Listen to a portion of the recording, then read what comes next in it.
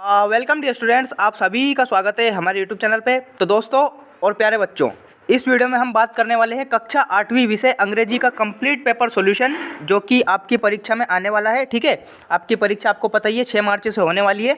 तो कंप्लीट इस पेपर को हल करके जाना है, क्योंकि यही पेपर आने वाला है, इसी में से सब कुछ आने वाला है। ठीक है, बहुत सारे बच्चे कमेंट बॉक्स में बोल रहे थे कि सर आपने हिंदी का तो अपलोड कर दिया लेकिन आपने इंग्लिश का नहीं किया। तो फाइनली मैं इंग्लिश का पेपर अपलोड कर रहा हूँ।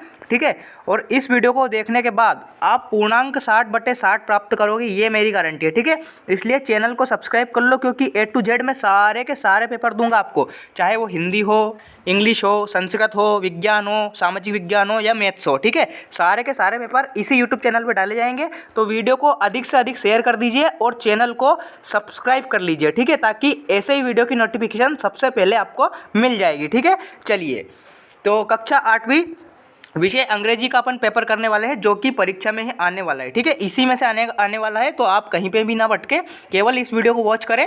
ठीक है, और भी 1-2 वीडियो मैं आपके लिए बना दूंगा, तो उनमें से आपको बहुत ज़्यादा हेल्प हो जाएगी। वैसे तो आपको कुछ भी करने की ज़रूरत नहीं है, इसी वीडियो को आपका काम हो जाएगा, लेकिन फिर भी आप 60/60 इसी वीडियो से आ जाएंगे। लेकिन 1-2 वीडियो और, ताकि 1-2 क्वेश्चन आउट भी आए तो भी आपके वो क्लियर हो जाएंगे। ठीक है, इसलिए आप चैनल को सब्सक्राइब कर लीजिए, ताकि सारे के सारे पेपर आपको मिल जाएँ। ठीक है, चलिए, तो बिना किसी टाइम को बर्बाद किए शुरू करते हैं विषय अंग्रेजी।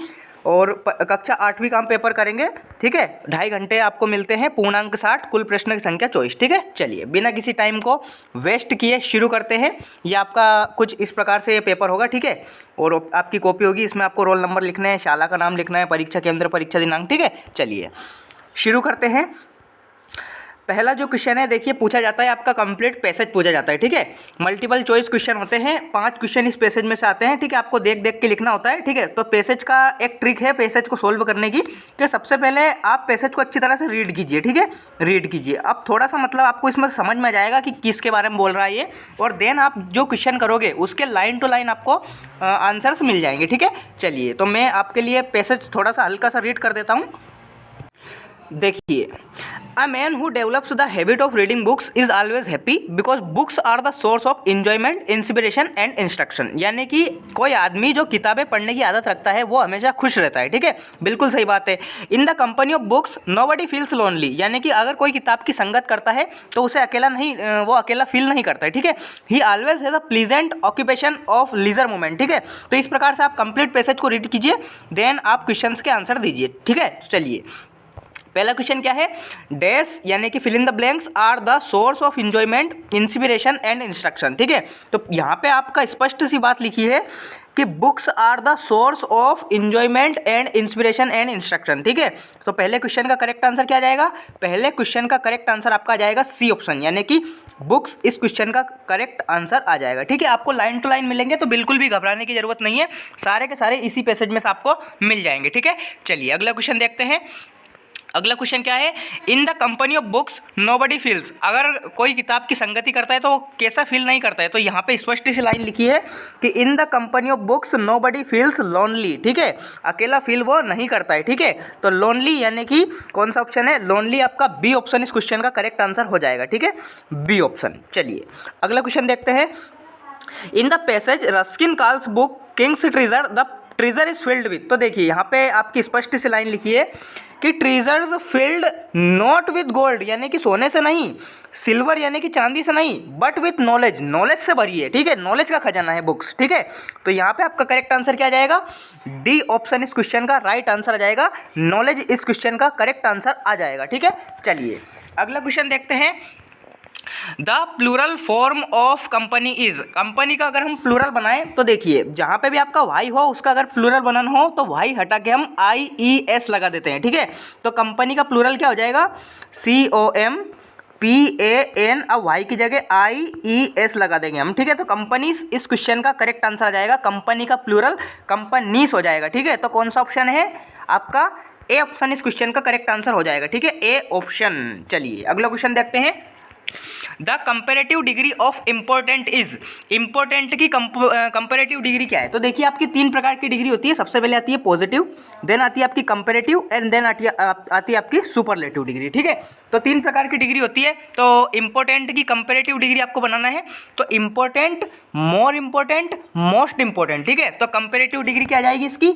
More important. इस क्वेश्चन का करेक्ट आंसर आ जाएगा सी ऑप्शन, इस क्वेश्चन का राइट आंसर आ जाएगा। ठीक है, तो इस प्रकार से देखिए बिल्कुल ही इजीली मैंने पैसेज को सोल्व कर दिया है। इसी प्रकार से आपको सोल्व करना है। पहले पैसेज को रीड कीजिए, देन उसके आंसर देखिए, उसमें as it is line to line match मिल जाएंगे। ठीक है, चलिए अगला क्वेश्चन देखते हैं।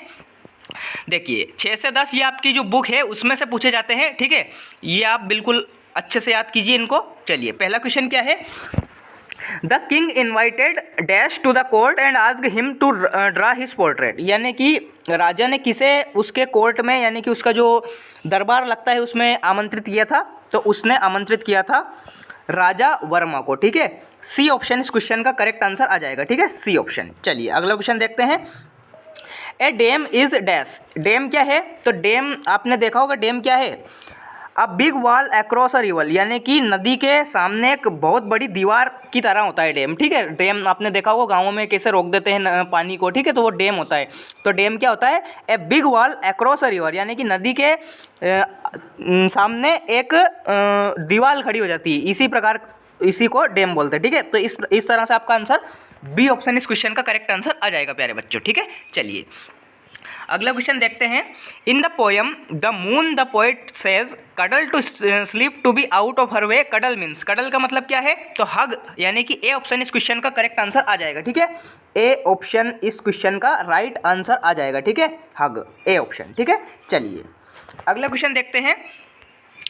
9th question, the prefix in the word unfriendliness. अब देखिए प्रफिक्स क्या होता है? प्रफिक्स होता है जो किसी शब्द के आगे लगता है, और सफिक्स क्या होता है? जो किसी शब्द के पीछे लगता है। ठीक है, तो इस प्रकार से आप कर सकते हैं। तो अनफ्रेंडली में प्रफिक्स क्या है? अनफ्रेंडली में प्रफिक्स आपका UN है। ठीक है, UN इस क्वेश्चन का करेक्ट आंसर आ जाएगा, क्योंकि अन कहाँ लग रहा है?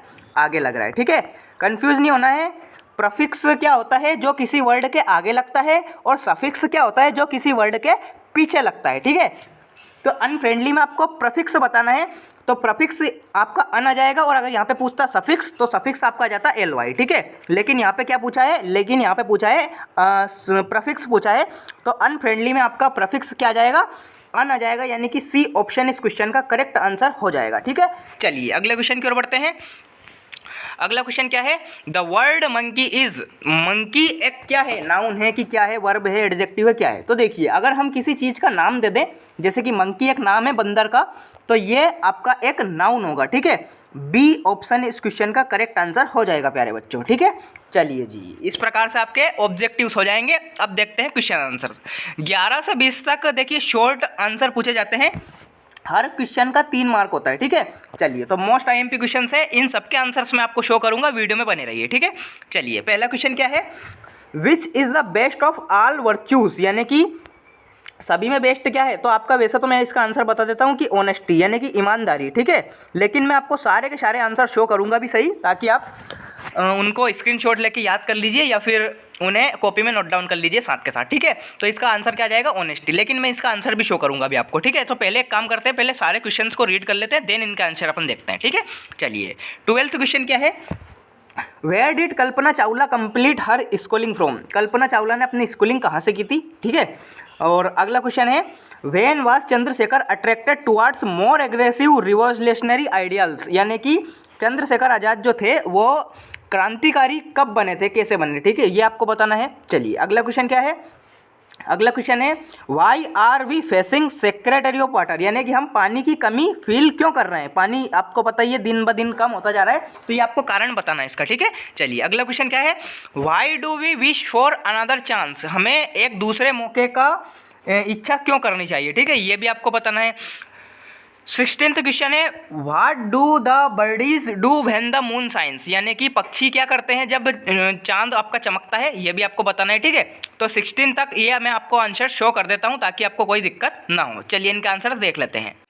देखिए आपका 11th जो क्वेश्चन था ऑनेस्टी वाला, ये इसका आंसर आप देख सकते हैं कि honesty is the best of all the virtues. ठीक है, ये इस क्वेश्चन का करेक्ट आंसर आ जाएगा प्यारे बच्चों। ठीक है, चलिए कल्पना चावला वाला पूछा गया था कि कल्पना चावला ने अपनी स्कूलिंग कहाँ से की, तो ये आप देख सकते हैं कि Kalpana Chawla completed her schooling from Tagore Bal Niketan senior secondary school Karnal. ठीक है, तो ये आपका इस प्रकार से आंसर आ जाएगा। ठीक है, या तो आप वीडियो को रोक के इसका स्क्रीनशॉट ले सकते हैं और या फिर आप इसको कॉपी में नोट डाउन कर सकते हैं वीडियो को पॉज करके। ठीक है, चलिए अगला क्वेश्चन क्या था, चंद्रशेखर आजाद कब अट्रैक्टेड हुए थे, तो ये आप आंसर दे सकते हैं कि Chandrashekhar became attracted towards more aggressive revolutionary ideals in the early 1920s, यानी कि 1920 में, when he was a student of Allahabad university.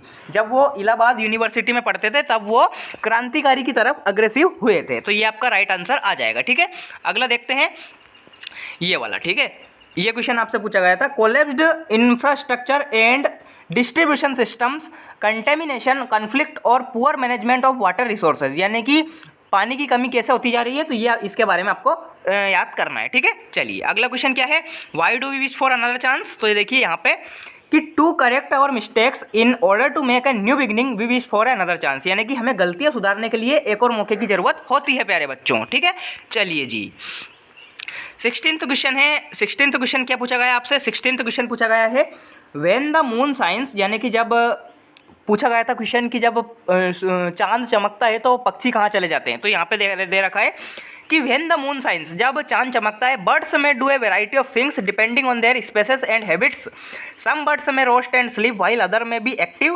Hunt for food during the night, यानी कि इसमें यह बताया गया है कि ये अलग अलग पक्षियों के बारे में बताया गया है, जैसे कुछ तो पक्षी होते हैं सो जाते हैं और कुछ पक्षी भोजन ढूंढने जाते हैं। ठीक है, तो ये आपको याद करना है प्यारे बच्चों। ठीक है, चलिए अगला क्वेश्चन देखते हैं। अब ये मैंने आपको सारे आंसर शो कर दिए हैं, अब अगले क्वेश्चन की ओर बढ़ते हैं। देखिए 16th तक मैंने सारे आंसर आपको शो कर दिए हैं। ठीक है, चलिए 17th क्वेश्चन क्या है आपका, change the verb from simple present tense to simple past tense. ठीक है, अब आपको सभी को पता है कि सिंपल प्रेजेंट टेंस में वर्ब की कौन सी फॉर्म लगती है, फर्स्ट फॉर्म लगती है, और सिंपल पास्ट टेंस में कौन सी फॉर्म लगती है, सेकंड फॉर्म लगती है, यानी कि हमें इन वर्ब को सेकंड फॉर्म में कन्वर्ट करना है प्यारे बच्चों। ठीक है, चलिए पहला क्या है, मोटिवेट, तो मोटिवेट का सेकंड फॉर्म क्या हो जाएगी, मोटिवेटेड। ठीक है, ईडी लग जाएगा पीछे, मोटिवेटेड, ये इस क्वेश्चन का करेक्ट आंसर आ जाएगा पहले वाले का। ठीक है, सेकंड क्या है, एम्प्टी, तो एम्प्टी का आप बनाएंगे तो EMPT, अब वाई हट जाएगा, वाई हट के IED लगेगा, वाई हट के IED आपको लगाना है, तो एम्प्टीड। ठीक है, और क्लीन, तो क्लीन का क्या हो जाएगा, क्लीन्ड। ठीक है, CLEANED। ठीक है, तो इस प्रकार से आपको सेकंड फॉर्म इनकी बनानी है प्यारे बच्चों। ठीक है, चलिए जी अगला क्वेश्चन देखते हैं, add suffix LY to the following word to make them adverb, यानी कि इनमें आपको सफिक्स लगाना है। अब मैंने बोला था प्यारे बच्चों कि सफिक्स क्या होता है, सफिक्स किसी वर्ड के पीछे लगता है, यानी कि इन जो 3 क्वेश्चंस दे रखे हैं आपको, इनमें पीछे आपको LY लगा के आपको नया शब्द बनाना है। ठीक है, तो वीक में अगर हम लगाएंगे तो क्या हो जाएगा, ये वीकली, यानी कि कमज़ोर। ठीक है, मेन हो जाएगा तो मेनली हो जाएगा, ये मेनली। ठीक है, और नाइस का क्या हो जाएगा, नाइसली, NICELY। इस प्रकार से आपको पीछे सफिक्स LY लगाना था, तो बिल्कुल इजी क्वेश्चन है, आप कर सकते हैं। ठीक है, चलिए अगला क्वेश्चन देखते हैं। अगला क्वेश्चन क्या है, 19th question, make compound word with the given word, यानी कि आपको इन दोनों को जोड़ के लिखना है। कंपाउंड वर्ड का एक क्वेश्चन 100% आने वाला है आपके एग्जाम में। ठीक है, तो लैंडस्लाइड को आपको जोड़ के लिखना है, तो LANDSLIDE।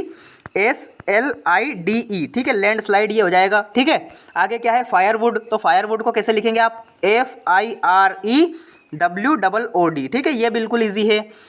एक्समैन, तो एक्समैन में क्या हो जाएगा, AXEMAN, बिल्कुल ईजी है। ठीक है, इस प्रकार से आप कर सकते हैं। ठीक है, चलिए जी अगला क्वेश्चन देखते हैं। अगला क्वेश्चन क्या है, rearrange the letters to make meaningful word, यानी कि इनको आपको एक करेक्ट वे में जमाना है ताकि इनका कोई मतलब निकल जाए। ठीक है, इनका मीनिंग निकलना चाहिए। ठीक है, तो OTMNER, तो इसको कैसे जमाएंगे हम, इसको कर देंगे हम मेंटर। ठीक है, MENTOR। ठीक है, ये मैंने इससे मेंटर बना दिया। मेंटर क्या होता है, एक कोच की तरह होता है। ठीक है, चलिए DAYFRI, ये क्या है, तो इसको अपन बना देंगे फ्राइडे। क्या बना देंगे, फ्राइडे, FRIDAY, फ्राइडे यानी कि शुक्रवार। ठीक है, MIOSNSI, ठीक है। तो इसको क्या बना दूंगा मैं, इसको बना दूंगा मिशन, ठीक है। मिशन जो कि अपना चल रहा है, मिशन क्या 60/60 का मिशन चल रहा है, और मैं आपको दिलवा के रहूँगा अगर मेरे वीडियोस आप कंटिन्यूसली वॉच कर रहे हैं, ठीक है। इसलिए प्लीज़ चैनल को सब्सक्राइब कर लीजिए ताकि वीडियो की नोटिफिकेशन सबसे पहले आपको मिल जाएगी, ठीक है।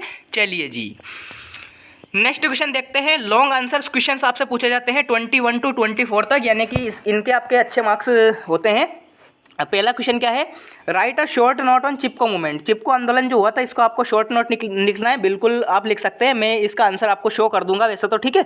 चलिए अगला क्वेश्चन क्या है, 22, what do the things that belong to the day when the moon is out at the night. वही बात है कि जब रात में चांद निकलता है तो क्या क्या चीज़ें होती है, ये भी मैं आपको बता दूंगा, ठीक है। 23rd क्वेश्चन आपका एप्लीकेशन है, लेकिन इन दोनों के पहले आंसर्स देख लेते हैं, ठीक है। चलिए देखिए 21 का आंसर क्या है आपका चिपको मूवमेंट वाला, कि it is a movement related to the conservation of forest, यानी कि ये वनों की कटाई, यानी कि जो पेड़ पौधे काटते हैं आपके लोग, उनकी बचाव के लिए संरक्षण चलाया गया था, ठीक है। चिपको मूवमेंट, चिपको आंदोलन, ठीक है। It started with a non violent protest in India, या भारत में शुरू हुआ था उत्तराखंड के चमोली डिस्ट्रिक्ट से, ठीक है।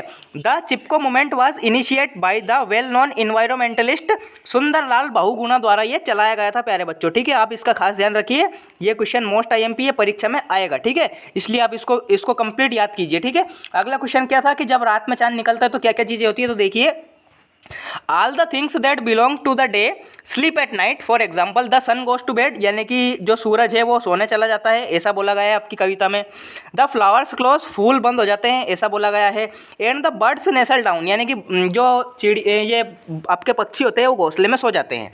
The poem personifies this object and creatures and describes them as if they were human beings, ऐसा बताया गया है पोएम में इनको कि जैसे ये सभी मानव हो, ये मनुष्य हो, इस प्रकार से ये इनके करते हैं, ठीक है। तो ये आपका करेक्ट आंसर हो जाएगा। इसका आप या तो स्क्रीनशॉट लिख सकते हैं या फिर आप कॉपी में नोट डाउन कर सकते हैं, क्योंकि सारे के सारे मोस्ट IMP क्वेश्चन है भाई, ठीक है।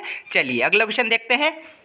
अगला जो क्वेश्चन है 23rd क्वेश्चन, वो पूछा गया है, write an application to your headmaster to grant you leave as you are sick, ठीक है। आपको बीमार है, आपको छुट्टी चाहिए, तो बिल्कुल आप लिख सकते हैं। आपने लिखी होगी एप्लीकेशन, यहाँ पे लिखते हैं आप टू द हेडमास्टर, ठीक है, टू द हेडमास्टर, फिर आपके स्कूल का नाम लिखिए, फिर सब्जेक्ट लिखिए कि एप्लीकेशन फॉर सिक लीव ऐसा लिख सकते हैं। फिर आप करके, sir with the respect I beg to say that I am student of class 8th in your school, I am suffering from fever, यानी कि मैं बुखार से पीड़ित हूँ, फ्रॉम सिंस लास्ट नाइट बोल सकते हैं, या फिर 2-3 days, so kindly grant me leave for 2 days या 3 days, जितने भी आपको दिन की चाहिए, ठीक है। तो ये आप कर सकते हैं बिल्कुल ईजिली है, ठीक है। चलिए अगला क्वेश्चन क्या है, अगला जो क्वेश्चन है, write a short note on save electricity using clues given in the box, ठीक है। तो आपको इलेक्ट्रिसिटी पर एक नोट लिखना है, 5 नंबर का था ये, एक प्रकार से ऐसे ही मान लीजिए इसको, ठीक है।